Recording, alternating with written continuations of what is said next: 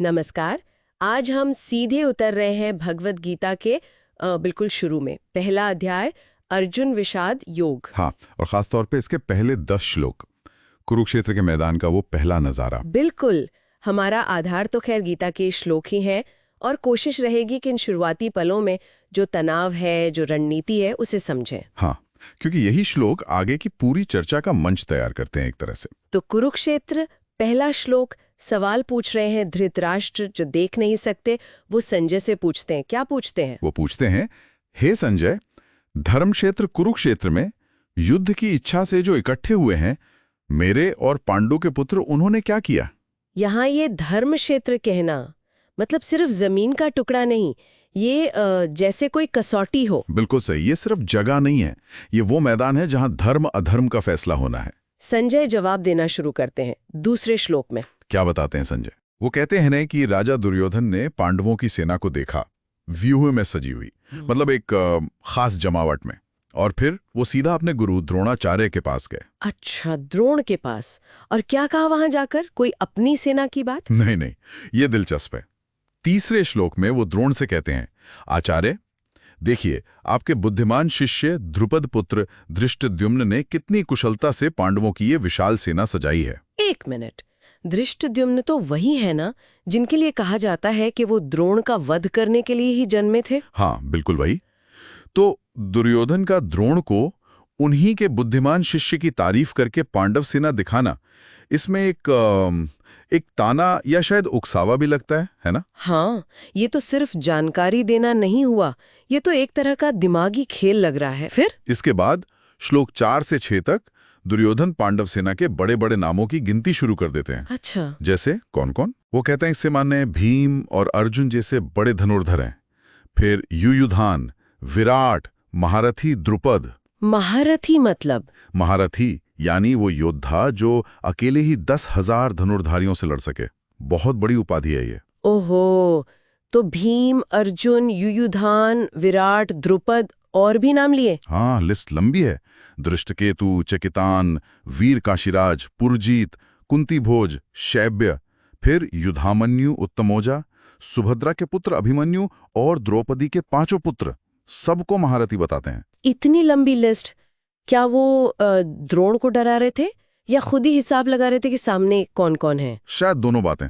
एक तरह से वो माहौल बना रहे थे, देखिए कितनी बड़ी शक्ति सामने खड़ी है। ठीक है, तो पांडवों की ताकत गिनाने के बाद दुर्योधन अपनी सेना की बात करते होंगे? हाँ बिल्कुल। 7वें और 8वें श्लोक में वो द्रोण से कहते हैं, अब हमारे पक्ष में जो खास योद्धा हैं उनको भी जान लीजिए। कौन कौन है उनकी तरफ? वो सबसे पहले आपका ही नाम लेते हैं, यानी द्रोणाचार्य का। फिर पितामह भीष्म, कर्ण, कृपाचार्य, अश्वत्थामा, विकर्ण और सोमदत्त के पुत्र भूरिश्रवा, ये सब बड़े नाम हैं। तो अपनी सेना के वीरों के नाम भी लिए। और सिर्फ इतने ही नहीं, 9वें श्लोक में वो कहते हैं कि इनके अलावा और भी बहुत से शूरवीर हैं जो मेरे लिए जान देने को तैयार हैं। सब तरह तरह के हथियारों से लैस हैं और लड़ाई में माहिर हैं। मतलब पूरा आत्मविश्वास दिखा रहे हैं, हमारी सेना भी कुछ कम नहीं। लग तो ऐसा ही रहा है। अपनी पूरी ताकत का बखान कर रहे हैं, शायद खुद को और द्रोण को यकीन दिलाने के लिए। लेकिन फिर आता है 10वां श्लोक और वहां कुछ गड़बड़ लगती है। बिल्कुल, यही तो सबसे नाटकीय मोड़ है इन श्लोकों का। इतनी तारीफ के बाद अपनी सेना जिसकी रक्षा भीष्म जैसे महायोद्धा कर रहे हैं, उसके बारे में दुर्योधन कहते हैं, अपर्याप्तम ततस्माकम बलम भीष्माभिरक्षितम। अपर्याप्तम मतलब नाकाफी है, पर्याप्त नहीं है। भीष्म रक्षा कर रहे हैं, फिर भी हमारी सेना पांडवों के मुकाबले कम है। क्या अपनी सेना को कम बता रहे? और पांडवों की? और पांडवों की सेना जिसकी रक्षा भीम कर रहे हैं, उसे कहते हैं पर्याप्तम तु इदम एतेषां बलम भीमाभिरक्षितम। मतलब वो पर्याप्त है या शायद ज्यादा शक्तिशाली है। ये तो बड़ी ही अजीब बात हुई।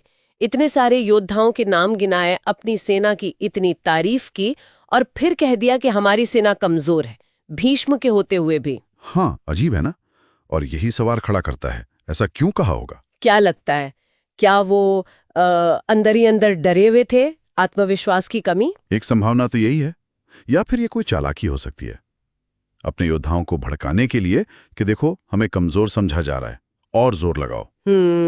ये भी हो सकता है। या फिर एक और बात सोची जा सकती है क्या उन्हें कहीं ना कहीं मन के किसी कोने में ये एहसास था कि वो धर्म क्षेत्र में अधर्म के पक्ष में खड़े हैं? और शायद संख्या बल ही सब कुछ नहीं होता। ये तुलना उसकी मानसिक स्थिति पर बहुत रोशनी डालती है। तो मतलब इन 10 श्लोकों में ही पूरा स्टेज सेट हो गया है। सेनाएं आमने सामने हैं, योद्धाओं की गिनती हो चुकी है। हाँ, और कौरवों का जो मुखिया है दुर्योधन, उसके मन में अपनी बड़ी सेना के बावजूद एक शक, एक चिंता की झलक हमें यहीं मिल जाती है। और ये भी ध्यान देने वाली बात है कि दुर्योधन का सारा ध्यान अभी किस पर है? बाहरी चीजों पर।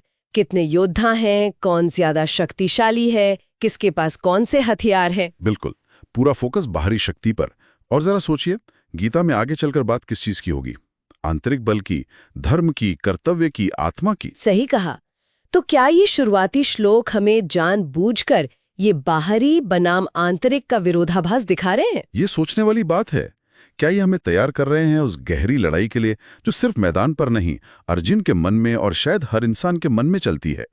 कि असली ताकत संख्या में है या सत्य और धर्म में? इस पर विचार करना चाहिए।